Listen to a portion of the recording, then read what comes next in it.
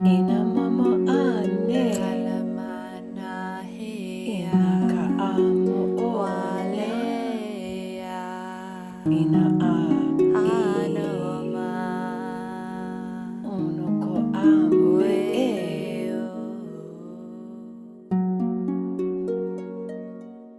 Hi, beautiful hearts. Welcome. For those of you who haven't watched us yet, I am Carissa. And I am Susan. And together we are Two Open Hearts. We are Reiki energy healers. We are Dragon Reiki masters. And we also work with the Seraphim angels. We kind of specialize in healing trauma, especially past life trauma and this life trauma. And today we are going to talk about snakes, about snake medicine. It is something that we use in our practice. We work with snakes almost every day. They're a beautiful, transformative being. Their energy is powerful, and it is about powerful change.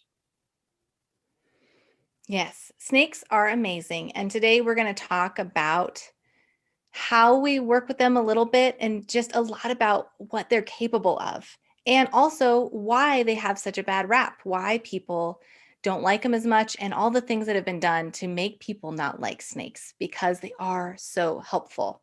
And today, to help with this video, I have my little hognose snake named Astara. She's not cooperating the best, but so She in is this beautiful. last year during COVID, my family acquired two new family pets, and they are both snakes. So we've got two snakes now. And like Susan said, we work with snakes energetically a lot. We know a lot about them. Susan and I both actually have loved snakes since we were children. We come from ancestral lineage, I want to say. Like, some people, well, like us in particular, if you haven't watched our videos, go back and watch some of the ones on the dragons, because Susan and I both also work with the dragons, and we have in many lives. And the same rings true for us with snakes. Yes, we have worked with them in many lives, actually since the beginning. As Carissa said, our lineage is with snakes. So they are a very big part of who we are and what we do. And they are very helpful. And we use them in our practice as well. They are very helpful to people, helping to remove blockages, helping with flow. They're very, very helpful to get things moving and transforming. Yes. I mean, that is for sure when we were working with clients, one of the main things a lot of people had, if they're newer to energy work, or even if you're not new, is different things being blocked up, different chakras having blockages, different blockages in your limbs. Everybody has an energetic pathway that comes far above their head, goes through the center channel of their body, and ripples out like veins throughout the rest of their body, and goes all the way out their feet and out their palms as well. And a lot of people have blockages somewhere or another in that pathway, and it doesn't always flow smooth. And these beautiful, amazing guides are here to help us with this flow. And I say guides because snakes can be your spirit guide.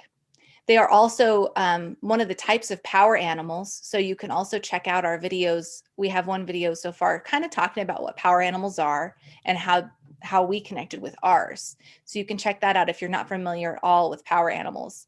But snakes are a spirit guide. They are a power animal. They are with many, and they need to be with more because they're able to help in so many ways. So they come in, as you can see. I mean, look how well she flows. She bends, she curls, she can just move.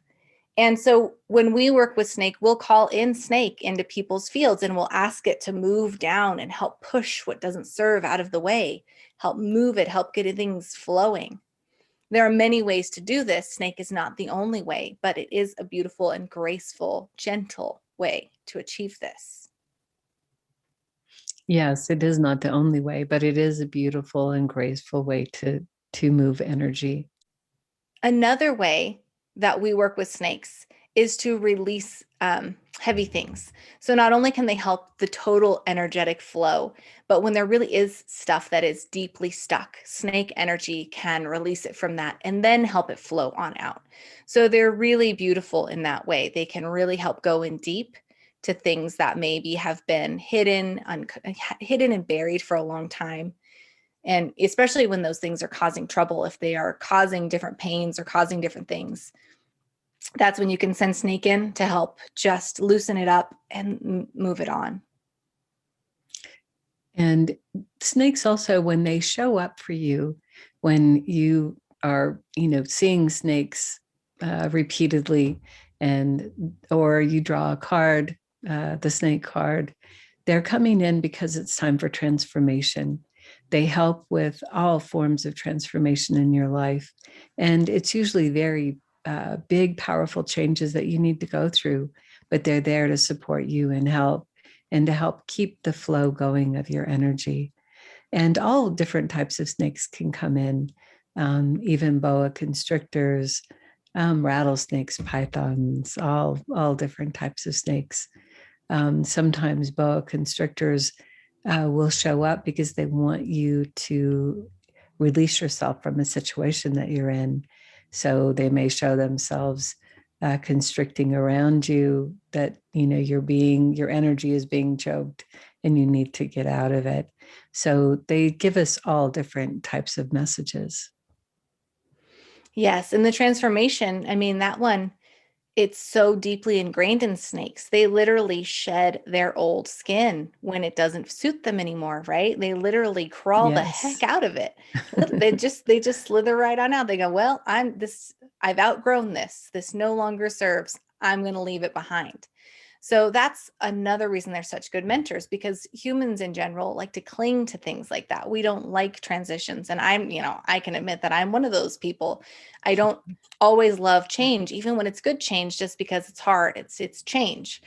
Transitions can be rather finicky, but when you welcome in snake guides, when you welcome in the energy of benevolent, beautiful, loving snakes, they're going to help you to release what doesn't serve. They're going to help you to move into the new chapter and leave what needs to be left behind without all the emotional baggage that can go with it for us. That's so true. And they are really the masters of shedding one's skin. And it is a beautiful thing. And as human beings, we really do need to learn how to release and let go of all those things that do not serve us. We, um, as a species, we tend to carry things from lifetime to lifetime, holding on to things that do not serve us. So Snake is here to help us to learn and grow and release. Mm-hmm. And they're also very powerful protectors. Another beautiful trait of snake. When you think of rattlesnakes, a lot of people feel fear. But rattlesnakes are not attackers. The stories of rattlesnakes chasing people are 99% false. It's just that people get in such a state of fear when they see rattlesnakes that that is what they are perceiving to happen. But snakes are protective of themselves. They don't want to get hurt. They do have powerful venom, some of them, but they use it for protection and eating. They don't eat people. I like to point out, I was thinking of other animals that are really fierce. They have a really fierce protective nature, and yet they're more revered. And tigers came to mind, right? Tigers are beautiful. I love tigers. They are muscly, they are powerful. But tigers literally eat people. Like, we're on the menu in the wild. And we're still revering them because they need to be, they deserve it. They have beautiful qualities as well. They are a beautiful power animal as well. Tigers are fantastic. But them being fierce and able to harm us doesn't stop us from seeing that. But with snakes, it does for a lot of people. It stops people from seeing how magnificent they are. Now, this is not a venomous snake, because that would be dumb to handle a venomous snake in this manner. That brings my second point is they deserve to be respected. They are powerful, both energetically and the real animals. And they do earn respect. They do have, what am I? I'm trying, they need to be respected. that kind of power in whatever form deserves respect.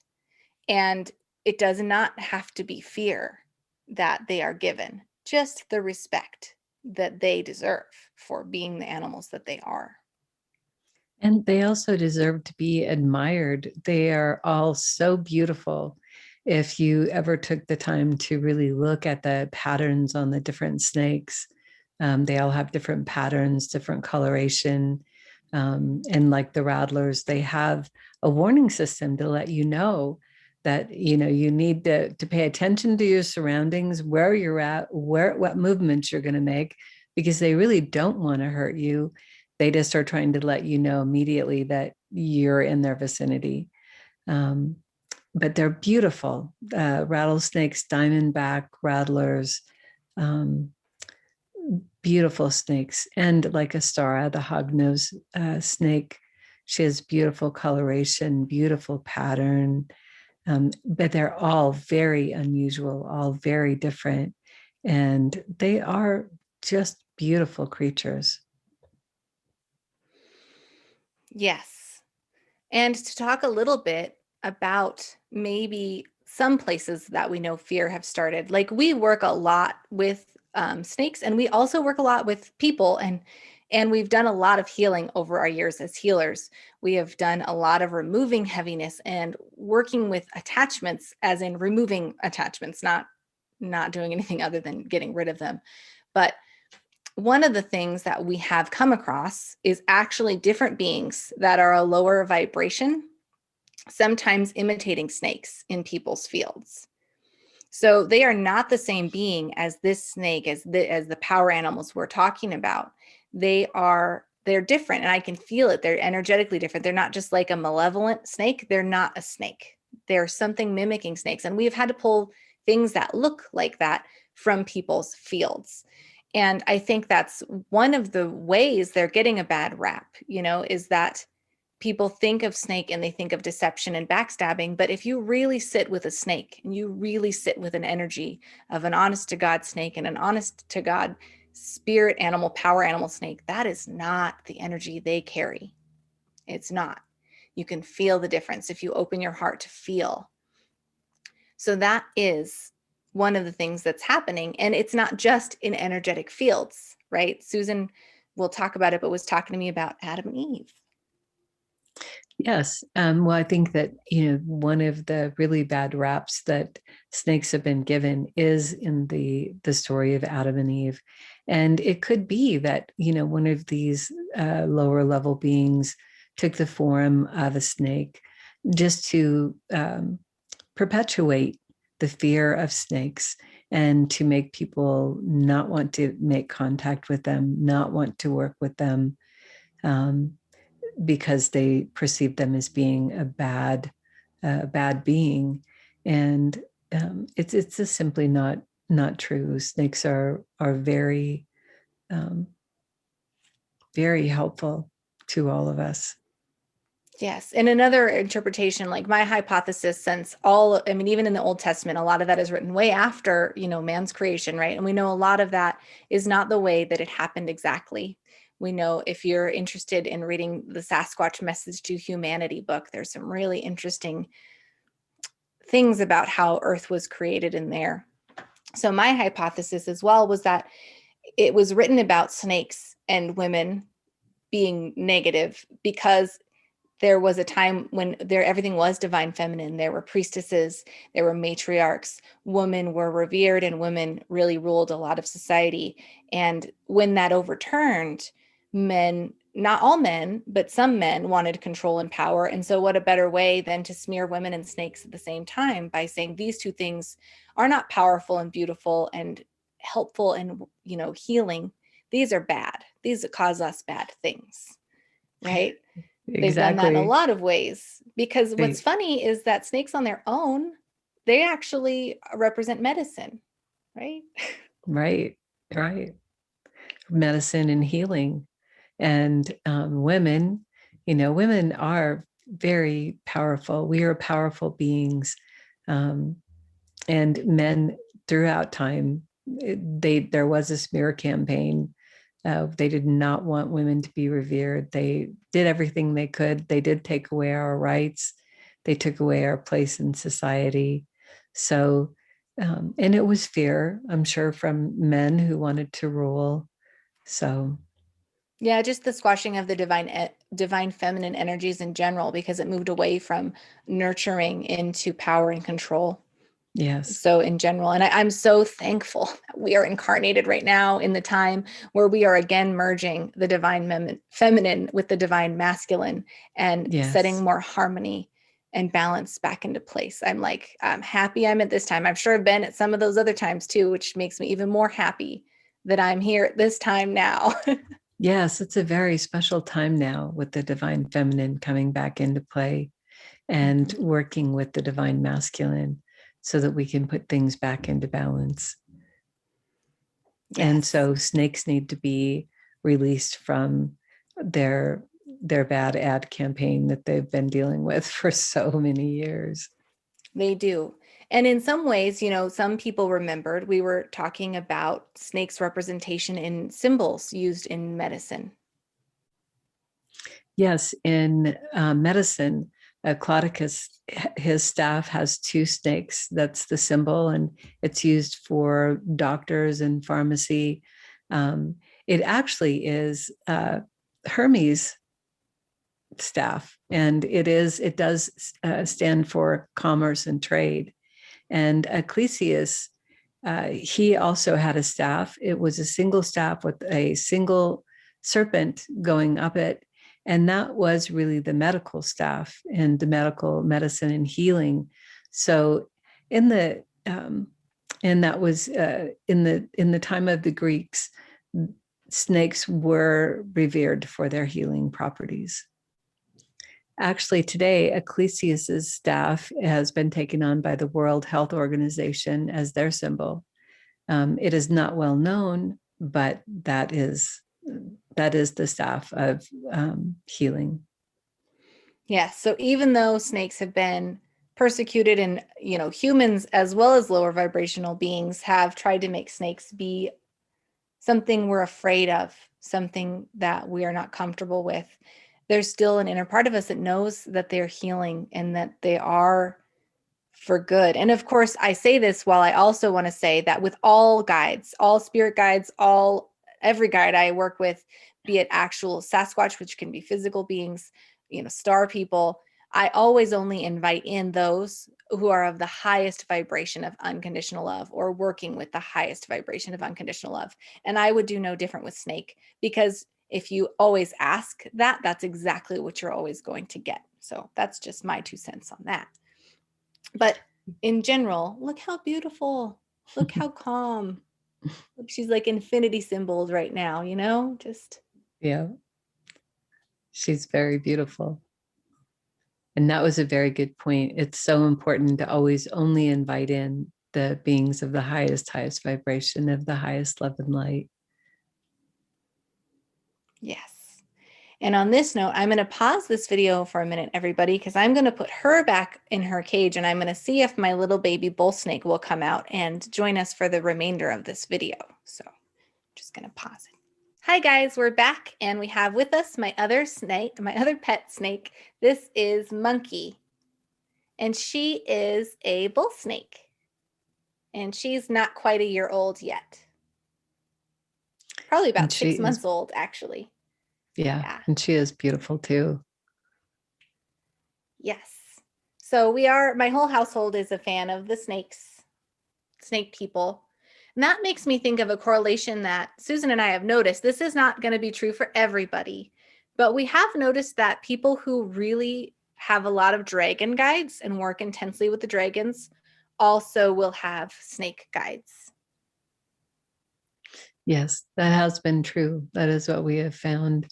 Um, they they generally work together very well. They are of a high vibration, as the dragons, the snakes. Mm-hmm. Yes. And the snakes, aside from working with the power animals and the spirit guides of snakes of all different kinds, there is another spirit guide that you might want to work with or might come to you that is affiliated with snakes. Yes, and that is Snake Woman.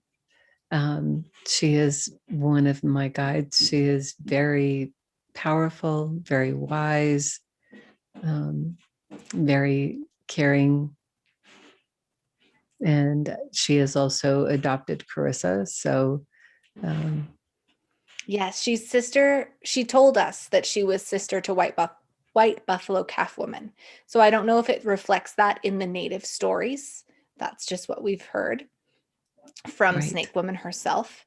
And she, to me, like compared to White Buffalo Calf Woman, for those of you who haven't worked with her, you should welcome her in because she is just loving, caring, big mama to everybody. She can be fierce when it's necessary, as every mother can, really. But she Yes. is overwhelmingly loving. And Snake Woman feels a little different. She is still loving, but she is like so on that transformation magic. You can feel it. You can feel the raw power of Snake Woman, I think. I agree. I think that she definitely the raw power of transformation, but with a very caring, compassionate nature about her. Yes. And it just makes me think we talked about how snakes are good for flow and transformation, but they really are, shedding their skin. Sometimes that's not pleasant. So I wonder sometimes if people like snake less because maybe snake is there to support them during transformations, but the transformation still feels like crap because let's be honest, sometimes big change, things you knew falling away, it's all tumultuous and sometimes it's just crap until you're all the way solidly on the other side. So it might be kind of scary for people to have snake because sometimes it means that, but it doesn't always mean it's going to be a hard one or a bad one. Sometimes it means you're going to transform by blossoming and not have to go through the mud first. So it's important to remember that.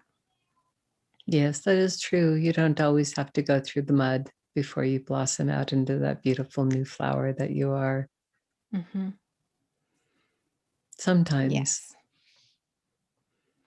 And another healing aspect of snake that a lot of people in the metaphysical world will be familiar with is Kundalini, right? I talked about our central pillar of energy.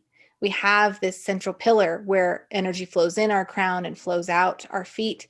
But everybody, at least from what I've read, has an additional source of energy that really connects their internal energy grid, right? So what people see often is your energy coiled up like a coiled snake in your root chakra if you have not awoken your Kundalini yet.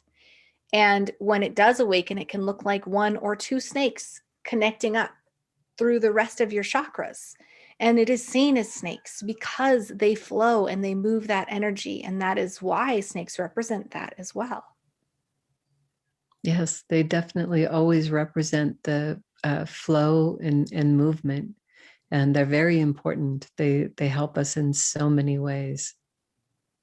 And I wanted to say, since I've been putting my hand up in the camera and I do have a Band-Aid on, that this is not a snake injury. This is a nail that cracked below the quick, just in case anyone's like, she's got. It is not snake related. My snakes have never hurt me or bit me or anything. Because again, they don't bite for defense, really. It has to be, that's like their last defense. Like the hognose that I had out earlier, Astara, they've got this cute little nose scale for digging. And so they'll boop you with it if they're like trying to intimidate you. Oh, and Monkey's crawling up in my hair here. Hello. Oh, goodness. But Monkey will hiss if she's really intimidated. She hasn't hissed since we got her. Oh, she's in my necklace. No, yeah. Yeah, what are you doing? Okay, I'm just going to let her be. But Yeah. snakes, they don't want to bite. Even rattlesnakes, they need that venom to eat. It's required for them to have that to catch their meal. If they waste it on you, they might have to wait to eat for a few days. So it's really only in desperation that you will find snakes biting. It's just not their thing. Now, I can't always speak to every species of snake because I'm most familiar to those here in North America. I know some of the cobra species are a little faster if you were in Thailand or in India, but I still don't think they bite for no reason. Doesn't make any sense. No, no, there's always a reason. There's always a reason, protecting their young, protecting themselves because they're afraid, they're in fear for themselves. Mm-hmm. There's generally always a reason. Monkey is a climber. That's why we named her Monkey. Oh, I should show you guys. She can hang from her tail. She's like a prehensile tail. Here, Monkey. Hold on. Hold on. She's like, no, I want to climb up. See? She can hang just from her tail. How impressive is that? And she can get back up again. Okay, sometimes. So, I think snakes are beautiful. And I hope today that this video has helped some of you maybe see them in a new light if you didn't think they were beautiful before. And I hope that it inspires you to maybe call on spirit guide snake, power animal snake to help with flow, to help if you're having a transformation already and you just need some assistance, because they're here and they're here to help. They are. So if you feel stuck in any way, please call on Snake. They will be happy to help you. And if you did like this video and would like to see more, please hit the subscribe button. And we'll see you next time. Bye.